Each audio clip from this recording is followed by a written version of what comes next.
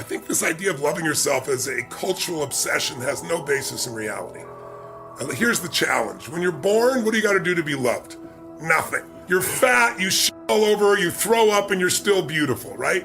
But the point is, in the beginning, you got to do nothing. And then the oxytocin wears off, and suddenly you do the same, scream or yell, throw your food, and now you get yelled at or hit, or the worst one of all, you get ignored. And then fear enters your body. And then the rest of your life, you're looking for, how can I get this unconditional love? Human beings have the longest period of dependency for survival of any creature other than other primates. Whales will be dependent for a year, birds for a few weeks, and boom, get your ass out there and fly, you know?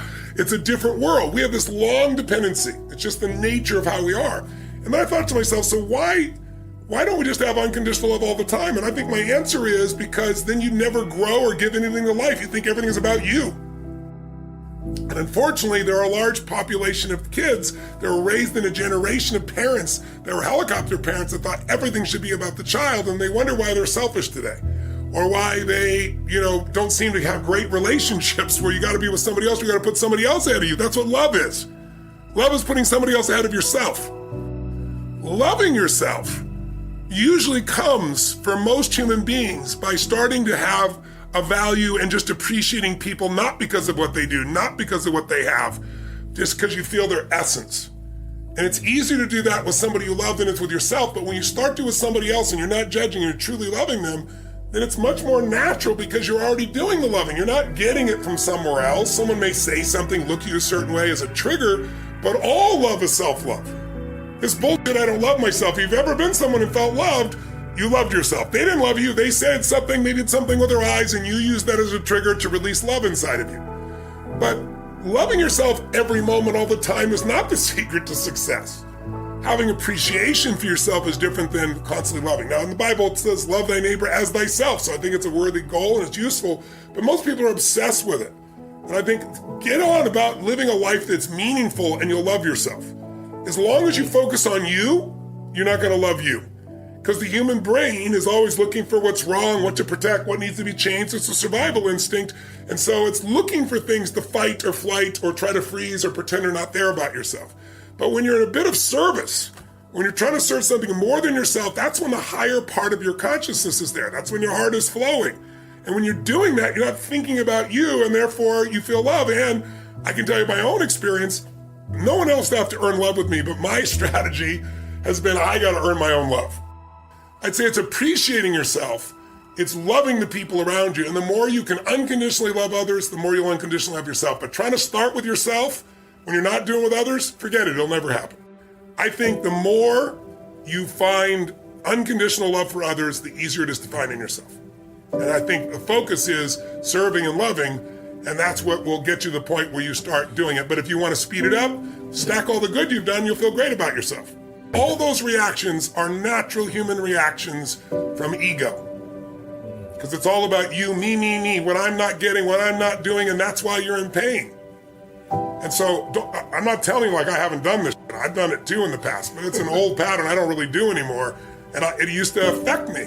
Now, not a dominant one, I wouldn't have become who I've become. Early in my life, I developed this belief that life is calling not to give me something, life is calling for me to deliver things, for me to bring something to life. And I felt the joy that came from not getting but giving, and I got hooked on that core pattern, and then the pattern of learning so I'd have something to give, which I know one of the things I respect about you, Lewis, is that you have that same pattern in you. You're always trying to learn more because underneath it all, you also want to give it. You want it for you, but you want to share it, right? Today, people don't understand the power of their language, like toxic. We live in a culture now where people, you're evil or you're like me. The whole world, everybody else is immoral unless they do what you do, think what you think, experience what you think. We have this whole thing now, words are evil, words are action, it's bullshit. And all it does is make you incredibly weak as a human being, and you're more than that. We all are more than that. There's so many kids that have been raised to be safe and secure every moment. Anything that's insecure or unsafe, they don't want to be a part of, including language. And what it does is make you incredibly weak and fearful. And that's why there's so many people that are angry all the time. Because they're angry because they're not growing. So don't get me wrong. I know some people are not a good influence. I'm not denying that. I'm just saying you're more than somebody's influence unless you obsess about it every moment and make them wrong so you can make yourself feel superior morally, psychologically, or spiritually. That's bullshit. Stop the pattern. We've all done it. Catch yourself. Because if you want joy, happiness, and freedom and an extraordinary life, it will not come from blame. Never. There's no pride that comes from blame. I don't mean fake pride where you make shit up to feel good. I'm talking about real pride. Pride is something you earn. Like people tell me, oh, I have no self-esteem because my parents used to say this or they'd say that. I'd say that's such bullshit. I said it's bullshit, that's why you don't have self-esteem. Self-esteem does not come from what people say about you. Self-esteem comes from what you experience about yourself. See, someone can tell you your whole life you're a piece of crap, and there's part of you go, you're full of it, I'm gonna show you. Lots of people have done that.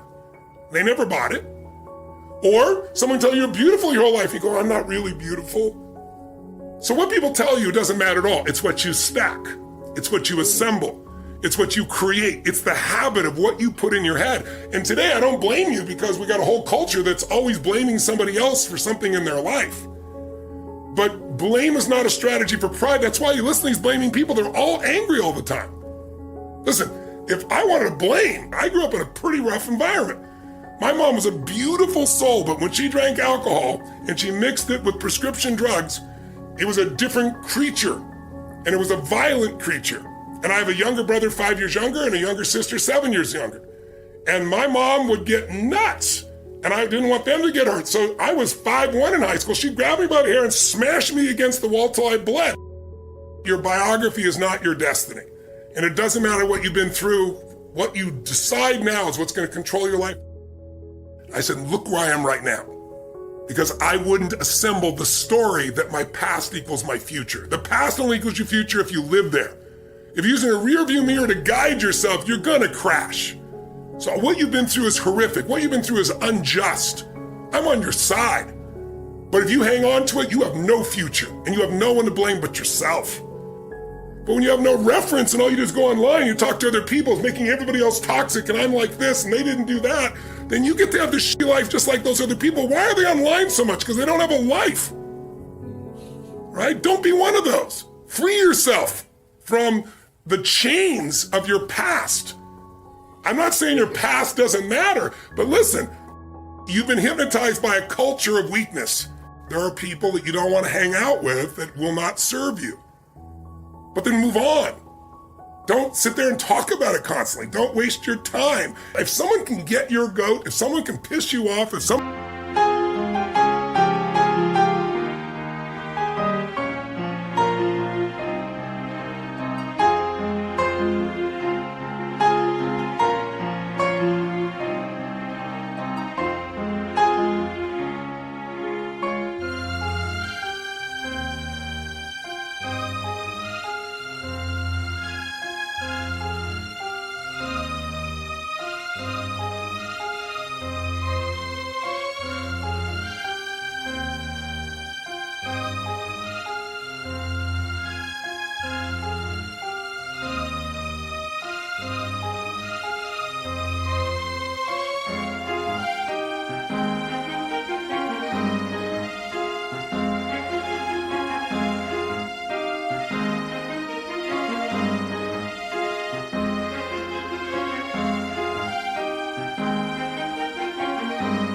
can make you feel less than, that's God coming to you saying, grow.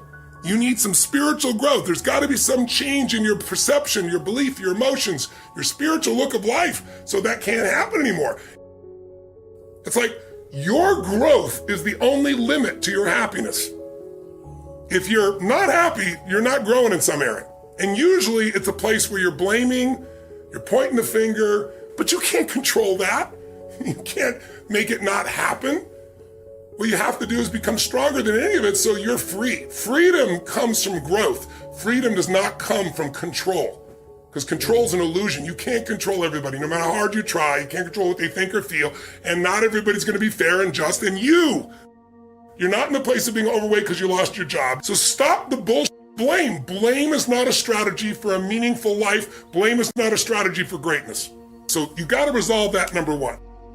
I think it's smart to focus on one thing primarily. It's good to focus on multiple things. It depends on your personality. whichever thing you're most desirous of changing, whatever thing is giving you the most pain.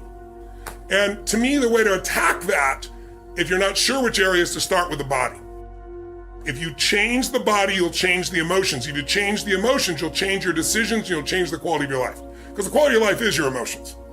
It's not what you get. You can have $1 billion and commit suicide. People have done it, right? You can have beautiful relationships and commit suicide. You can have people loving you and be sad all the time. Our pattern of emotion is our home.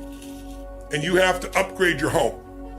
You have to train it. And one way to train it is the emotion comes from the way you move, the way you breathe, the way you speak. So there's certain things you got to do physically so you're strong enough to remember the truth. Because remember, fear is physical. You're strong enough, you push through in spite of the fear, right? And courage feels different in the body. So when you go lift, or you go for a sprint, or a strong run, or you jump in that freezing water, when you push your mind to go beyond what's comfortable, you feel a strength inside you, and that strength will help you to change your body, your emotions, your relationships, whatever. But then the other thing I'm gonna say is model someone who's successful. Don't just do this shit by trial and error. Like, find somebody who has what you want and figure out what are they doing different than you in their relationship. They're not lucky. They're doing things differently. And so instead of learning by trial and error, which can take decades you may never learn, find someone who's got what you want, study what they do, every aspect of it, and then add yourself to it. And that's the pathway to speed of transformation.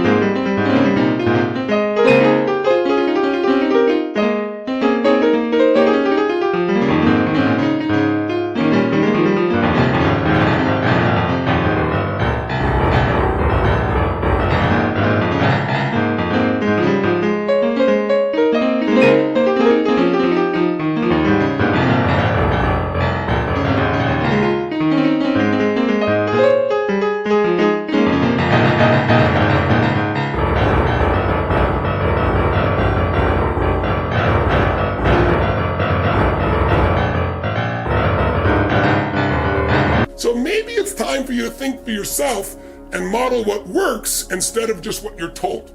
That's something to consider for yourself. You need to put yourself in a position, if you're going to be successful, is to have ideally your own business, or a business where the more value you add, the more you earn. You can work for someone else and do that. If you have stock options, you can do that. If you've got bonuses, if you really want an extraordinary life, if you're going to grow, you need to make whatever business you're part of, even if you work for somebody else, you got to think like an owner. Because if you do, you become one. And if you think like an owner and you're going to succeed, then you got to model the people that are successful. It's like why we put this challenge together. It's not just me. What's going to make that business work or not is two things. Do you understand who your ideal client is? You can't be a client to everybody. Who's your ideal client? Who's the client that's going to stay with you when the economy gets bad? Because when things go down is your greatest opportunity. So you got to be prepared for whatever's coming. And the way you do that is know who your ideal customer is, who you can add value to, fall in love with them. What do they need? What do they want? What do they hate? And not fall in love with your product, fall in love with them so you can keep meeting their needs and then come up with an irresistible offer. If you have those two things, you're going to win. Life is not about me. Life is about we. The quality of life is the quality of relationships, and relationships are grown by giving, not by demanding, not by judging. Love is the answer with strength. And you have to have love and strength together. If those two resources, anything can be transformed, anything can be accomplished, because with love and strength, you'll have a larger vision. I'd say constant, never-ending learning will make life not only interesting, but the meaningfulness will come because you'll have something to give, and that'll tie back to the first piece that I described. So I think greatness is service. In the end, it's not going to make you happy. It's who you become, and it's who you've been able to touch. I think greatness is service. I think greatness is finding the way to do more for others than anybody else, because that'll also come back to you in spades from the standpoint of your own sense of internal pride, not external, but your own sense. Like, people could take away everything I have. They can't take away who I've become as a man by my service and by my growth. So I think purpose and having a sense of progress are the two things that create a great life. If you got a higher purpose than yourself, that's going to give you the motivation and the energy to drive when everybody else is exhausted and you're exhausted. And if you're making progress, you'll feel the rewards that come from that. And I think those two are twin powers in a great life.